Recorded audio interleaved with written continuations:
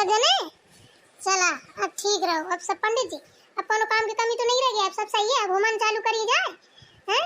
अब तो सब जने आगे ललका दक्षिणा रे आ गई हैं। सब जने आ गई हैं।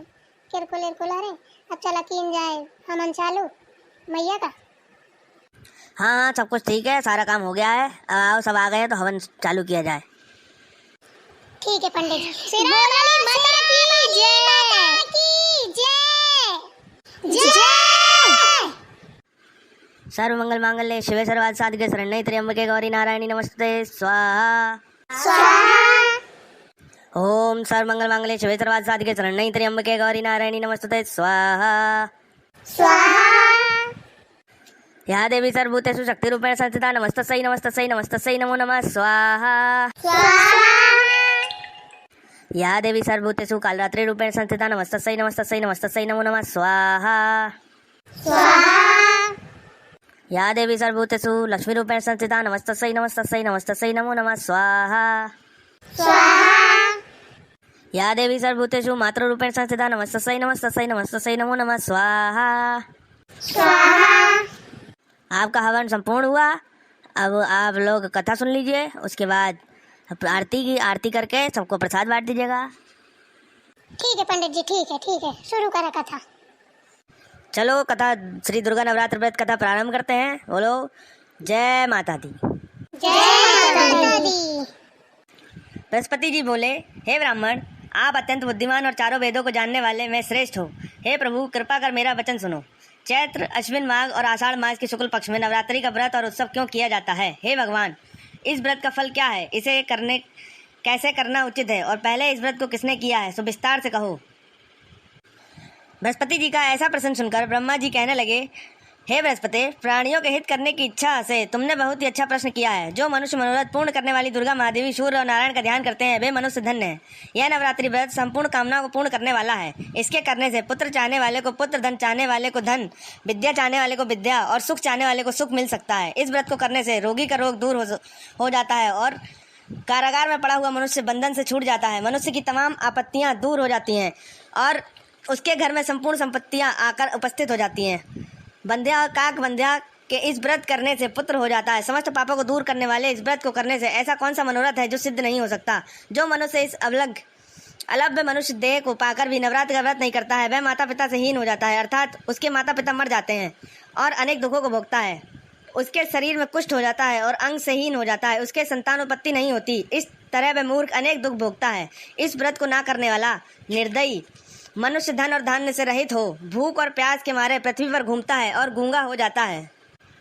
जो सधवा स्त्री भूल से इस व्रत को नहीं करती है वह पति से हीन होकर नाना प्रकार के दुखों को भोगती है। यदि व्रत करने वाला मनुष्य सारे दिन का उपवास ना कर सके तो एक समय भोजन करे और उस दिन बांधवों सहित नवरात्रि कथा श्रवण करे। हे बृहस्पति, जिसने पहले इस महाव्रत को किया है उसका पवित्र इतिहास मैं तुम्हें सुनाता हूँ।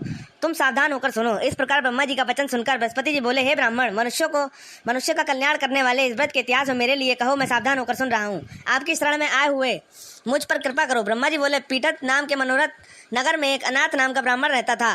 वह भगवती दुर्गा का भक्त था। उसके संपूर्ण सद्गुणों से युक्त मानो ब्रह्मा की सबसे पहली रचना हो ऐसी यथार्थ नाम वाली सुमति नाम की एक अत्यंत सुंदर पुत्री हुई। वह कन्या सुमति अपने पिता के घर बालकपन में अपनी सहेलियों के साथ क्रीड़ा करती हुई इस तरह बढ़ने लगी जैसे शुक्ल पक्ष में चंद्रमा की कला बढ़ती है।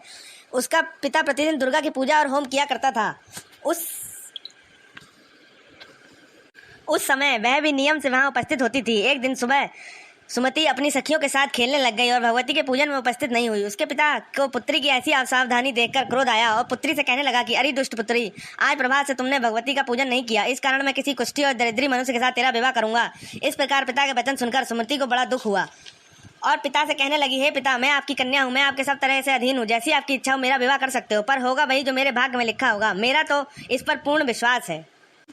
मनुष्य न जाने कितने मनोरथों का चिंतन करता है, पर होता वही है जो भाग्य में विधाता ने लिखा है, तथा जो जैसा करता है उसको फल भी उस कर्म के अनुसार ही मिलता है। क्योंकि धर्म करना मनुष्य के अधीन है पर फल देव के अधीन है। जैसे अग्नि में पड़े हुए तणादि उसके अधिक प्रदीप्त कर देते हैं, उसी तरह अपनी कन्या को निर्भयता से कहे हुए वचन सुनकर उस ब्राह्मण को अधिक क्रोध आया। तब उसने अपनी कन्या का एक कुष्ठी से विवाह कर दिया और अत्यंत क्रुद्ध हो कहने लगा कि जाओ, जल्दी जाओ, अपने कर्म का फल भोगो। जैसे भाग्य में रहकर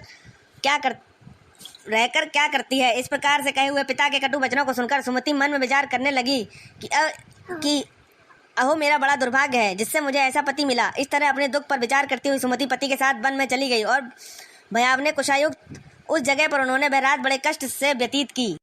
उस गरीब बालिका की ऐसी दशा देखकर भगवती पूर्व पुण्य के प्रभाव से प्रकट होकर सुमति से कहने लगी कि हे दीन ब्राह्मणी, मैं तुम पर प्रसन्न हूँ, तुम जो चाहो वरदान मांग सकती हो, मैं प्रसन्न होने पर मनोवांछित फल देने वाली हूँ। इस प्रकार भगवती दुर्गा का वचन सुन ब्राह्मणी कहने लगी कि आप कौन है जो मुझ पर प्रसन्न हुई हो, यह सब मेरे लिए कहो और अपनी कृपा दृष्टि से मुझ दीन दासों के कृतार्थ करो। ब्राह्मणी का ऐसा वचन सुनकर देवी कहने लगी कि मैं आदि शक्ति हूँ और मैं ही ब्रह्मा विद्या और सरस्वती हूँ। मैं प्रसन्न होने पर प्राणियों का दुख दूर करके उनको सुख प्रदान करती हूँ। हे ब्राह्मणी, मैं तुम पर पूर्व जन्म के पुण्य के प्रभाव से प्रसन्न हूँ। तुम्हारा पूर्व जन्म का वृत्तांत सुनाती हूँ, सुनो।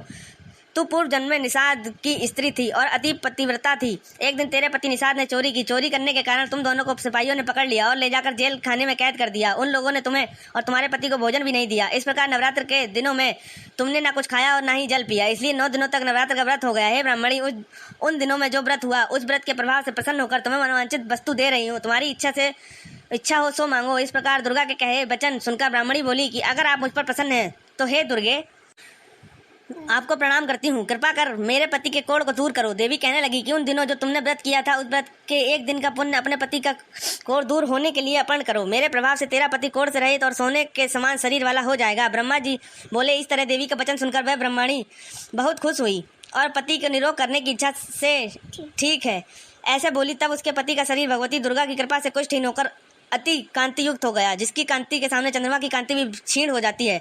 वह ब्राह्मणी पति को की मनोहर देह को देख देवी को अति पराक्रमी वाली समझकर स्तुति करने लगी कि हे दुर्गे, आप दुर्गति को दूर करने वाली, तीनों जगत का संताप हरने वाली, समस्त दुखों को दूर करने वाली, रोगी मनुष्य को निरोग करने वाली, खुश होने पर मनोवांछित वस्तु देने वाली और दुष्ट मनुष्य का नाश करने वाली हो। तुम ही जगत की माता और तुम ही पिता हो। हे अम्बे, मुझे अपराध रहित अबला को मेरे पिता ने कुष्ठी के साथ विवाह कर मुझे घर से निकाल दिया। उसकी निकाली हुई पृथ्वी पर घूमने लगी।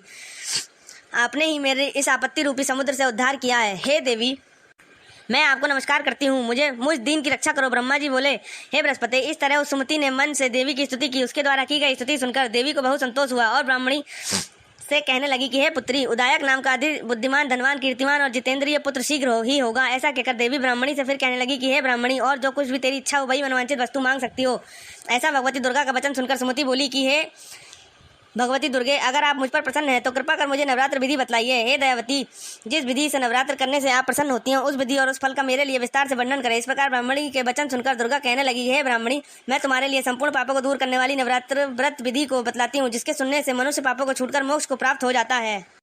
अश्विन मास के शुक्ल पक्ष की प्रतिपदा से लेकर 9 दिन तक विधि पूर्वक व्रत करें। यदि दिन भर का व्रत ना कर सके तो एक समय भोजन करें। पढ़े लिखे ब्राह्मणों से पूछकर घट स्थापना करें और वाटिका बनाकर उसको प्रतिदिन जल से सींचें। महाकाली, महालक्ष्मी और महासरस्वती इनकी मूर्तियां बनाकर उनकी नित्य विधि सहित पूजा करें और पुष्पों से विधि पूर्वक अर्घ दें। बिजोरा के फूल से अर्घ देने से रूप की प्राप्ति होती है। जायफल से कीर्ति, दाग से कार्य की सिद्धि होती है। आंवले के मुख और केले से भूषण की प्राप्ति होती है। इस प्रकार फलों से अर्घ देकर यथाविध हवन करें। खान, घी, गेहूं, शहद, जौ, तिल, विल्व, नारियल, दाख और कदम्ब इनसे हवन करें। गेहूं से होम करने पर लक्ष्मी की प्राप्ति होती है। खीर व चंपा के पुष्पों के से धन और पत्तों से तेज और मुख सुख की प्राप्ति होती है। आंवले से कीर्ति और केले से पुत्र हो, कमल से राज सम्मान और दाखों से सुख संपत्ति की प्राप्ति होती है। खंड, घी, नारियल, शहद, जौ और तिल इससे तथा फलों से होम करने से मनोवांछित फल की प्राप्ति होती है। व्रत करने वाला मनुष्य इस विधान से होम कर आचार्य को अत्यंत नम्रता के साथ प्रणाम करे और यज्ञ की सिद्धि के लिए उसे दक्षिणा दे। इस महाव्रत को पहले बताई हुई विधि के अनुसार जो कोई करता है उसके सब मनोरथ सिद्धि हो जाते हैं। इसमें तनिक भी संशय नहीं है। इन 9 दिनों में जो कुछ भी दान दिया जाता है उसका करोड़ों गुना फल मिलता है। इस नवरात्र के व्रत करने से ही अश्वमेध यज्ञ का फल मिलता है। हे पुत्री, इस संपूर्ण कामना को पूर्ण करने वाले उत्तम व्रत को तीर्थ, मंदिर अथवा घर में ही विधि के अनुसार करें। ब्रह्मा जी बोले, हे बृहस्पति, इस प्रकार ब्राह्मणी को व्रत की विधि और फल बताकर देवी अंतर ध्यान हो गई। जो पुरुष या स्त्री इस व्रत को भक्ति पूर्वक करता है वह इस लोक में सुख पाकर अंत में दुर्लभ मोक्ष को प्राप्त होता है। हे बृहस्पति, यह दुर्लभ व्रत का महात्म मैंने तुम्हारे लिए बतलाया है। ऐसे ब्रह्मा जी को वचन सुनकर बृहस्पति जी आनंद के कारण रोमांचित हो गए। बृहस्पति जी कहने लगे, हे ब्राह्मण, आपने मुझ पर अति कृपा की जो अमृत के समान इस नवरात्र व्रत का महात्म सुनाया। हे देव, आपको बिना और कौन इस महात्म को सुना सकता है। ऐसे बृहस्पति जी के वचन सुनकर ब्रह्मा जी बोले कि हे बृहस्पति, तुमने सब प्राणियों का हित करके इस अलौकिक व्रत को पूछा है, इसलिए तुम धन्य हो। यह भगवती शक्ति संपूर्ण लोकों का पालन करने वाली है। इस महादेवी के प्रभाव को कौन जान सकता है। बोलो सच्चे दरबार की जय। माता की आरती के लिए सब खड़े हो जाइए। अम्बे तुम्हें हो जगदम्बे काली, जय दुर्गे खप्पर वाली, तेरे ही घोड़े गाए, बारी पियो मैया हम सभी उतार